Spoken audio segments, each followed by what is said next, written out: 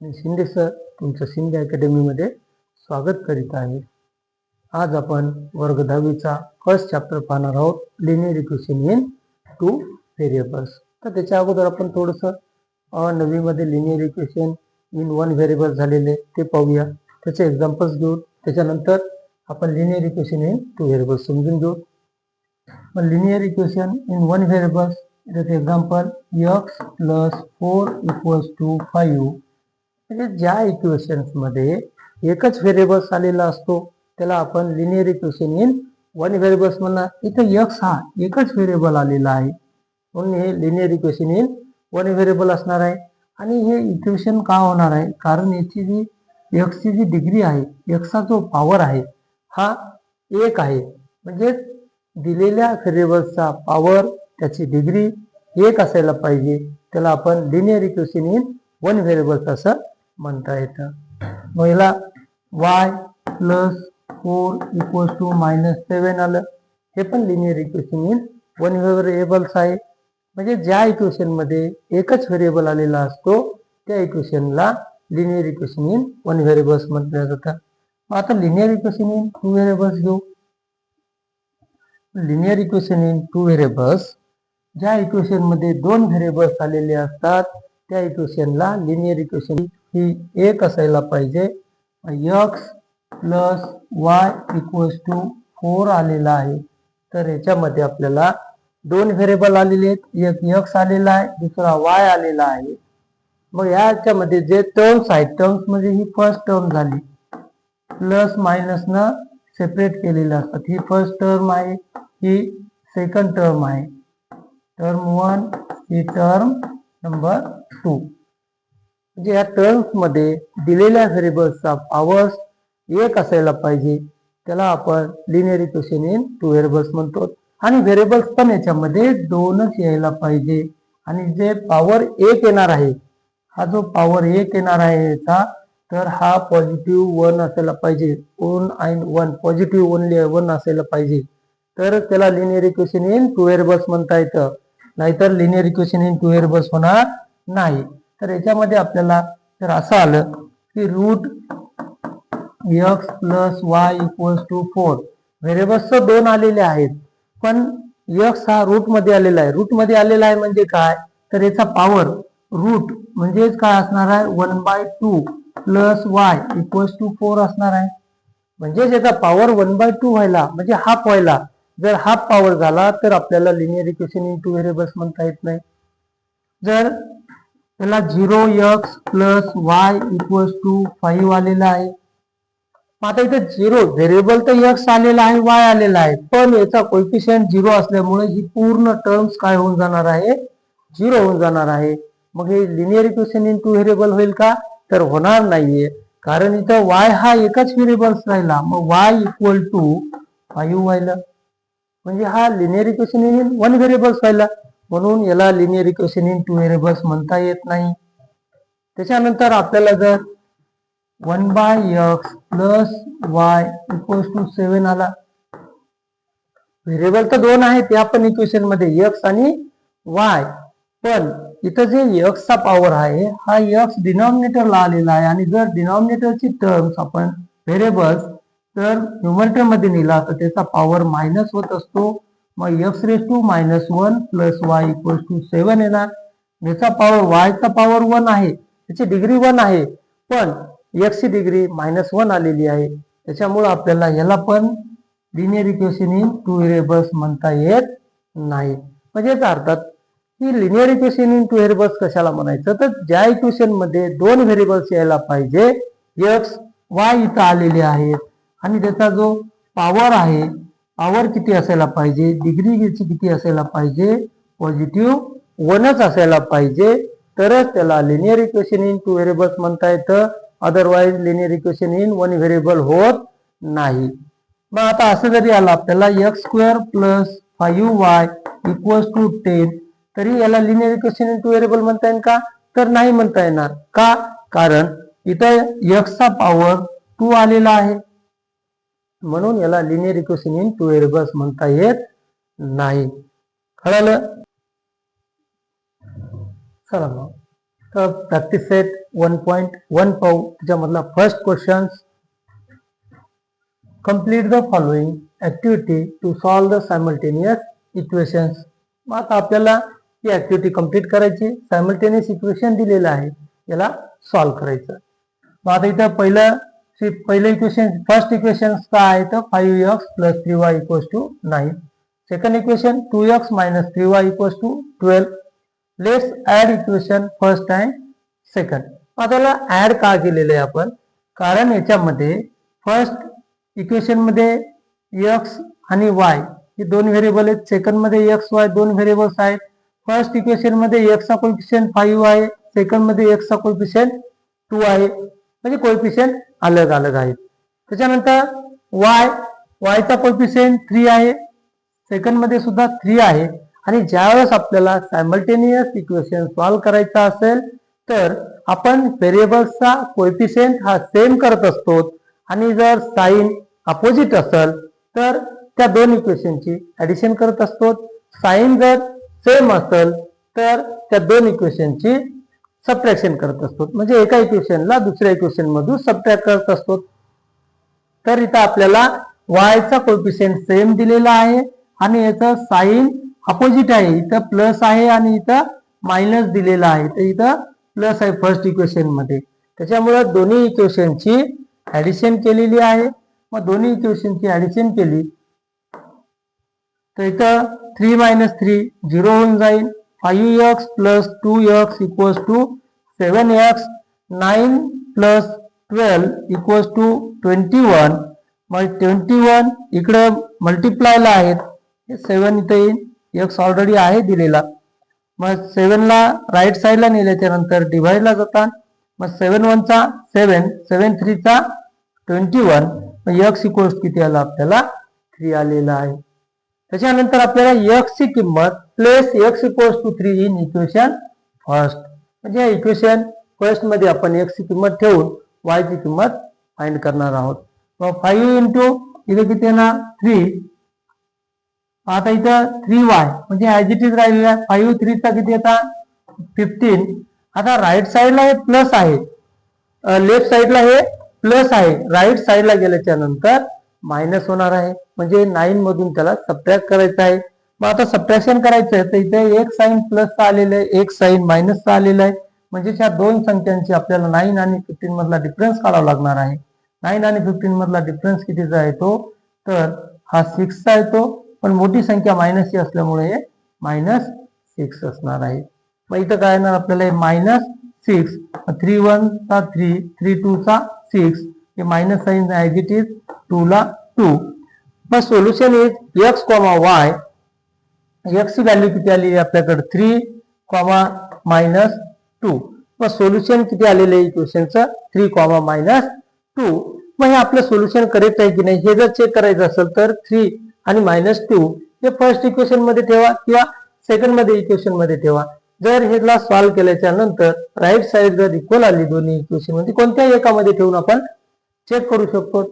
मग ती जर इक्वल आली, बरोबर आली, तर आपल्या आलेल्या व्हॅल्यू त्या करेक्ट आहेत. जर नाही आलं तर मग आपल्या व्हॅल्यू चुकलेल्या आहेत कुठंतरी. चला नेक्स्ट क्वेश्चन करूयात आपण.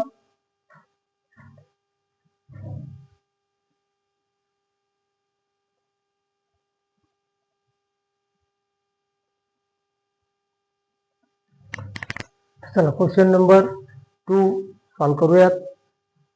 Solve the following simultaneous equations. First दिलेला आहे आपल्याला इक्वेशन 3a + 5b = 26. सेकंड दिलेला आहे a + 5b = 22. पहिला फर्स्ट इक्वेशन देऊ.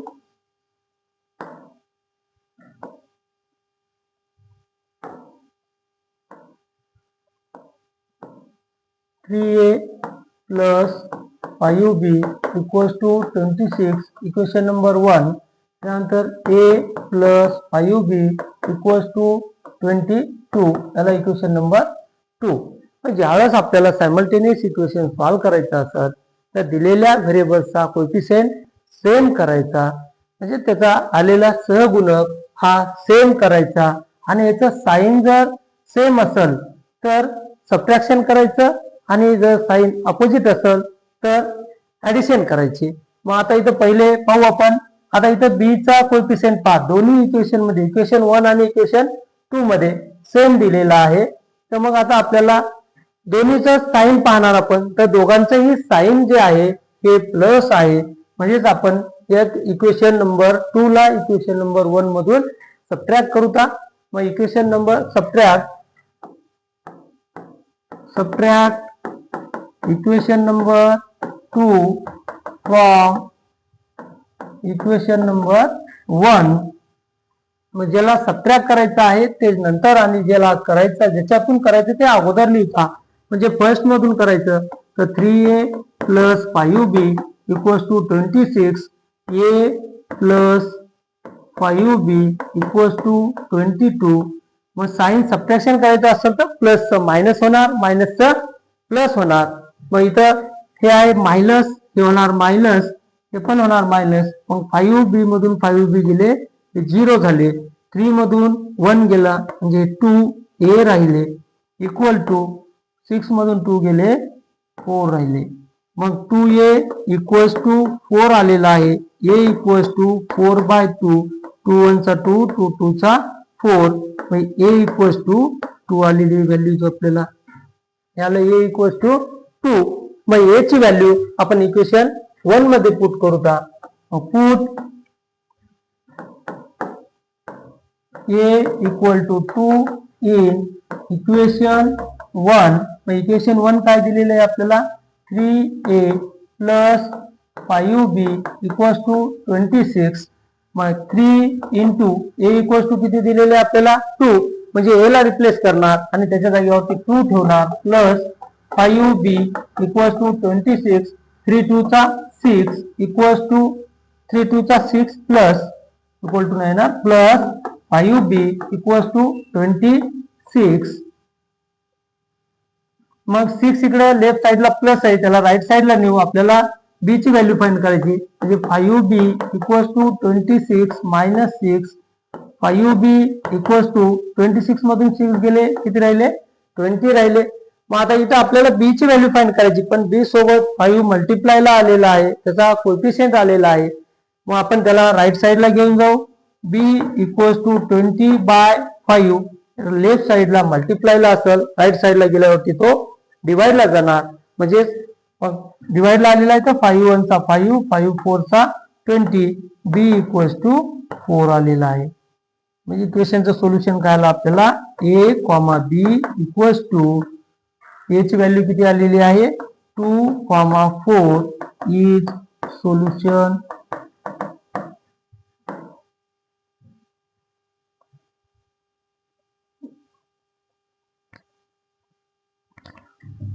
चला नेक्स्ट क्वेश्चन दिलेला आहे आपल्याला. x plus 7y equals to 10, 3x minus 2y equals to 7.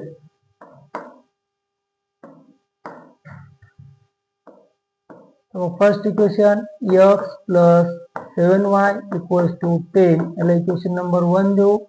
त्यानंतर 3x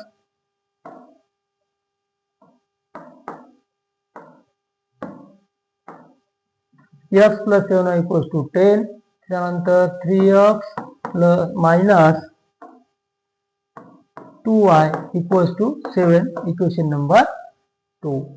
आता याच्यामध्ये x फर्स्ट इक्वेशन मध्ये x चा कोएफिशियंट 1 आलेला आहे आणि सेकंड इक्वेशन मध्ये 3 आलेला आहे. मग आपण इक्वेशन नंबर 1 ला 3 न मल्टिप्लाय करू आणि x चा कोएफिशियंट सेम करू. मग मल्टिप्लाय इक्वेशन नंबर 1 बाय 3. मग इक्वेशन नंबर 1 ला 3 ने मल्टिप्लाय केलं, 3 into x 3x plus 7 into 3 21y equals to 3 10 चा 30, इक्वेशन नंबर 3. इक्वेशन नंबर 2 आणि इक्वेशन नंबर 3 मध्ये x चा कोएफिशियंट सेम आलेला आहे आणि साइन त्याचं सेम आहे, सारखंच आहे दोघांचं पण साइन, म्हणजे आपल्याला सबट्रॅक्शन करावं लागणार.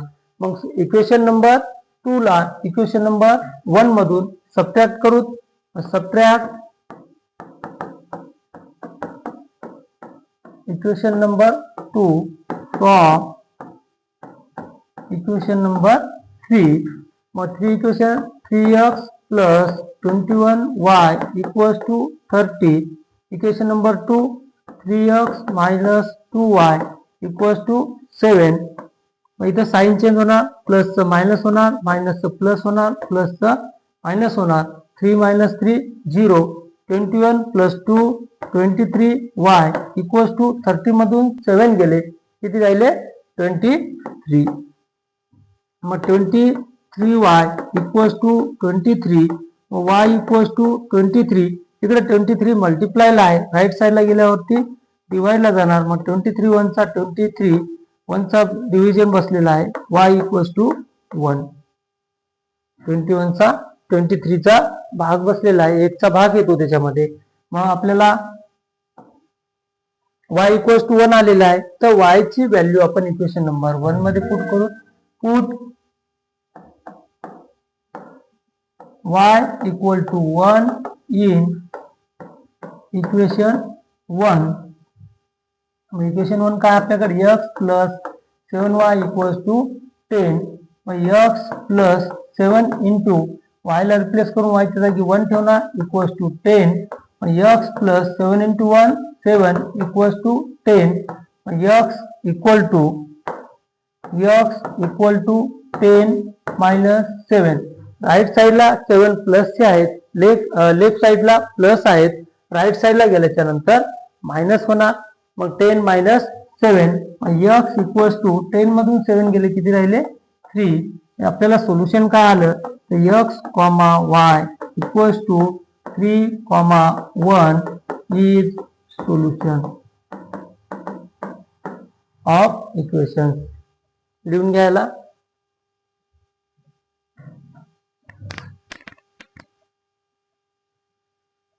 चला. तर इक्वेशन क्वेश्चन नंबर 3 पाहूयात. तर क्वेश्चन नंबर 3 मध्ये आपल्याला काय सांगितलेलं आहे, 2x minus 3y equals to 9.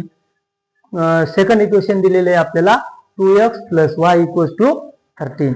मग याला आपण पहिल्यांदा इक्वेशन नंबर 1 आणि 2 देऊ. 2x minus 3y equals to 9 याला इक्वेशन नंबर 1 देऊ. त्याच्यानंतर 2x plus y equals to 13 याला इक्वेशन नंबर 2 देऊ. मग आता याच्यामध्ये x आणि y हे दोन व्हेरिएबल्स आलेले, पण x चा कोएफिशियंट आपण पहिले पाहूया. तर x चा कोएफिशियंट पहा, x चा कोएफिशियंट पहिल्या इक्वेशन मध्ये 2 आलेला आहे, दुसऱ्या इक्वेशन मध्ये पण 2 आलेला आहे.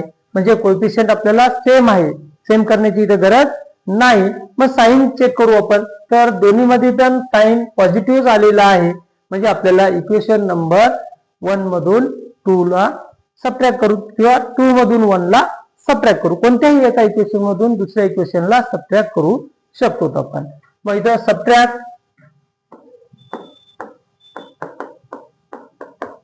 Equation number 1 from equation number 2. मग इक्वेशन 2 काय आपल्याला 2x plus y equal to 13 आणि 1 काय 2x minus 3y equals to 9. प्लसचं मायनस, मायनसचं प्लस, प्लसचं मायनस, म्हणजे साइन चेंज होणार. आपण सबट्रॅक्ट करत असो, ज्या इक्वेशनला सबट्रॅक्ट करायचं त्या इक्वेशनचे साइन चेंज होणार. 2x minus 3y equals to 9. याचे प्लसचं मायनस, मायनसचं प्लस, प्लसचं मायनस झालेले. 2 मधून 2 गेले 0. 1 प्लस 3 4y इक्वल्स टू 13 मधून 9 गेले 4 आले. मग 4y इक्वल्स टू आपल्याला 4 आलेले, y equals to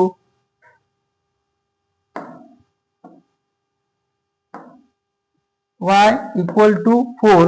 y equals to 4 by 4. 4 1 चा 4, y इक्वल्स टू 1. y ची व्हॅल्यू काय आली आपल्याला 1 आलेली आहे. इकडे 4 मल्टिप्लायला आहेत, राईट साईडला गेल्यावरती डिवाइडला जातात. याच्यामध्ये आपल्याला x ची किंमत फाइंड करायची आहे. मग याला पुट करू आपण इक्वेशन नंबर 2 मध्ये. Put y equals to 1 in equation number 2. Equation number 2 काय आपल्याकडे, तर 2x plus y equals to 13. मग 2x प्लस y ला रिप्लेस करून y च्या जागी y ची किंमत पुट करणार आहोत आपण. y ची किंमत किती दिलेली आपल्याला आलेली आहे 1 आलेली आहे. इथं 1 इक्वल्स टू 13. मग 2x इक्वल्स टू 13 मायनस 1 मग 2x इक्वल्स टू 13 मधून 1 गेला, किती राहिले आपल्याकडे 12. मग x इक्वल्स टू 12. इकडे 2 मल्टिप्लाय आहे x ला, राईट साईडला गेल्यावर 2 कुठे जाणार आहे, डिवाइडला जाणार आहे. म्हणजे इथे काय ना 2 2 1 चा 2 2 6 चा 12, x इक्वल्स टू 6 आलेले आपल्याला.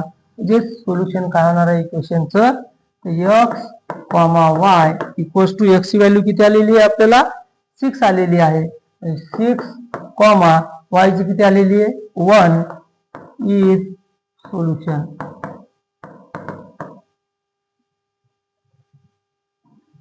घ्या